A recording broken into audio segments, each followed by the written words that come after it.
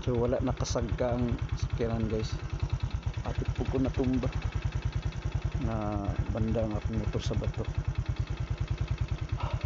Everyday struggle muna siya ang struggle padulong sa workplace guys. Ang ako ang gitrabahoan guys tapad dito sa likod. So ubos niya anak nga bukid. Kana nga bukid guys. Akong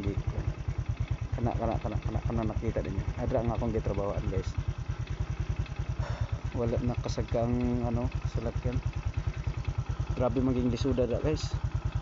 At tanawa kay nag-abot itong mag-ayos kalsada. Pero magid lisod kayo kay wala man gud simento ang among kalsada. Na pag-abot sa baha, tanawa ninyo.